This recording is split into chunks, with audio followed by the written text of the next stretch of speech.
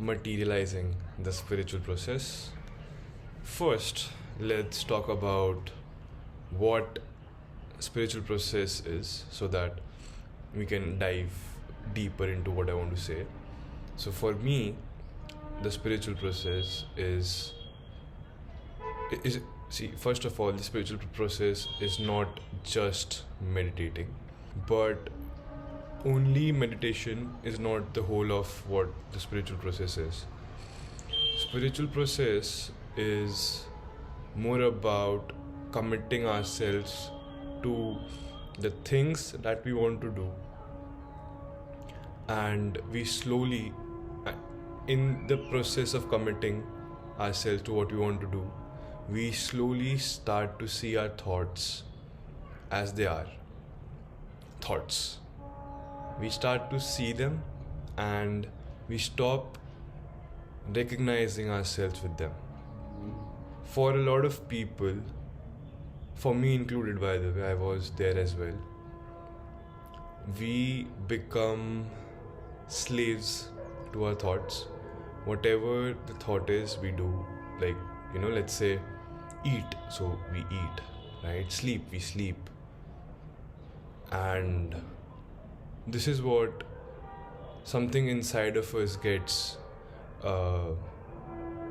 frustrated, because something inside of us wants to express itself and the mind limits it, and so it gets frustrated, right? See, our souls, I feel, are meant to express, and the mind and body somehow resists it, and we have to we have to work with the mind and the body so that our soul can express itself out there.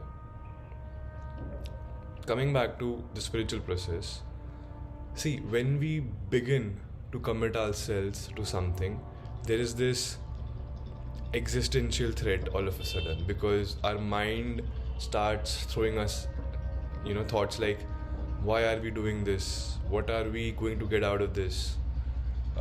Is the change even worth it? There is no dopamine kick like there was before. Why are we committing to it? Right? And somehow what we feel, for example, we know that if we commit to it, we'll have some reward, right? But the mind does not has that physical reward of it. You just sort of tell it that, okay, if we do it, we're going to get the reward. And before getting the fruits of your commitment to the process, your mind is against you. Your thoughts are against you. But in this stage, you also start to see them. By seeing, I mean you stop recognizing, you stop identifying yourself with your thoughts, and you really start to see them. Thoughts come, they rise, they have a peak, and they go back. Like, suddenly it just drops down. It's like, comes up, has a peak, and then it just drops. And this to me is like, whenever some of my I had a few compulsive habits.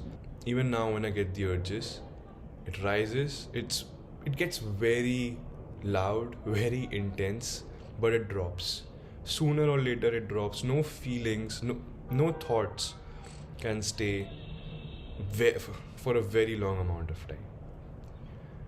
And that is what the spiritual process is. It is that you start to see your thoughts as what they are. And once you start seeing your thoughts, there should be a point where you realize that there's a lot of suffering in the world, and if you have the freedom to choose to what to do, what to commit yourself to, and you have the freedom, in a way you have the freedom to choose where you want to suffer, shouldn't it make you happy? Like, imagine, you get to choose what you suffer for. And you can feel Like, it should make you happy. Like, lately, I was thinking, like, I used to run to escape a lot of things in the beginning, but now running is like feeling free. Like, do you imagine I have the freedom to go out and run on the roads? I don't know if you can get what I'm saying, but the freedom of running, even in the Sunday afternoon, whenever you run, okay? I'm not like going against any time schedule or anything, but the feeling of running on roads, on highways, being free, like, see, maybe I get happy about running because that is my idea of freedom. Whatever it is for you, you should feel happy about it because you chose to go through it. Like, come on, you chose to go through that suffering, chosen suffering. And I feel this is why there's this quote around Sisyphus that one must imagine him happy. Like, why wouldn't you be happy pushing your rock up your mountain? Like, what? Why do we not realize this? Okay, maybe we don't realize this because in the modern world, it is so easy for our nervous systems to be so excited, right? So we just forget the amount of depth and the excitement we get from committing to ourselves, to committing to something that is worthwhile to us, right? It's crazy the amount of happiness I receive after running, after working out, is it's blissful, because the pain that I go through while running and while working out is something that I chose. So might even go through it happily, right? Like, come on, right? Now, what do I mean by materializing the spiritual process? So, a lot of us have heard, go to the gym for 90 days, go run for at least 100 kilometers, around something like this.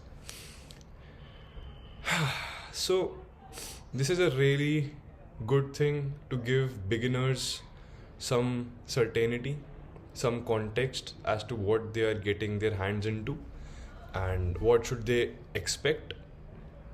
But the problem arises when the beginners think that they can go back to their lives after 90 days. They can go back to what they were after 100 days. That is not how it happens.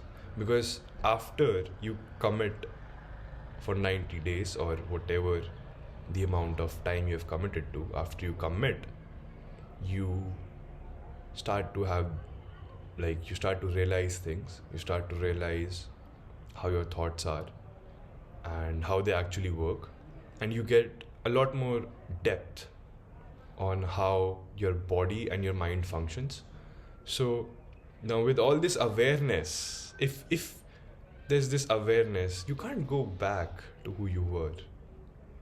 So beginners think that once it is done, I'll go back to who I was. I'll go back. There's no going back. There is no going back. And okay, maybe for the beginners, it's a little safe idea that you can go back to who you are, right? Because suddenly changing everything feels a bit scary, right? It feels existentially just questioning who you are, and no one wants to go through that instantly, right? So maybe it is good for beginners, but if you're someone who is down, who is a bit ahead of the beginners and is facing this thing of, okay, if I continue, I'll never go back to who I was. that is exactly how it is supposed to be. You're not supposed to go back to who you were. You're supposed to change. So welcome change. And if it is coming out of something that you truly chose to do, I feel you're at a very good place. And if it is feeling heavy at the moment because your brain is like, I don't want to. Previous you was comfortable, let's go back there. If you're there, trust me, just hold on to what you're doing. Once you see your thoughts, once you start seeing your thoughts, and it will get easier.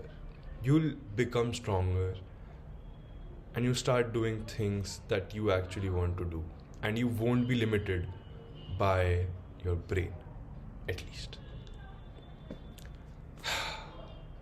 That was it, guys. I had this thought while running. I think for me, running is much more of a spiritual process than meditation ever is. I mean, meditation also lets me see through my thoughts, but running is something that is close to me, is very close to me. And you don't really have to force anything.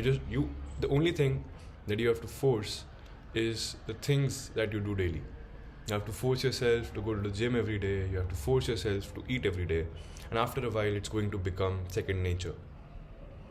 Like, for example, there's this one beautiful thing I tell myself sometimes is that when a beginner starts going to the gym, they might offer him a 3-month program, right? Compare him to someone who's been going to the gym for, let's say, 5 years, right? The 5-year guy can push a lot more intensity, can maybe get more out of a workout than the newbie, but we give the newbie a lot of certainty that after 3 months it would get easier. But after 3 months, after a certain period of time, let's say like a year of him lifting, it would get harder. There would be no newbie gains. His diet has to be on point. He should push almost every set to failure, and that's when he'll make more gains. And okay, maybe some of the people opt out of that entirely, and that is fine too. But the thing is that whatever you choose to do, and once you decide to go deep, things get harder physically and mentally. But in the process, you'll catch up to that. Like, if you start thinking that it would get very hard after 2 years, so I won't start today, that's not how you should think. Just start anyway and just go for it. Anyways, I guess that was enough of a rant, and I hope that this resonates somewhere, because I know people who are on the path, on the journey. Let's not call it a path. Let's just call it people who are living life. They know what I'm talking about. They can feel. They have maybe been through what I'm saying, and maybe some of the people who are out there who are older can also realize that, okay, I am in a phase that they have graduated from, and that is totally fine. That's how life is. But alright, anyways, that is it for today. See you.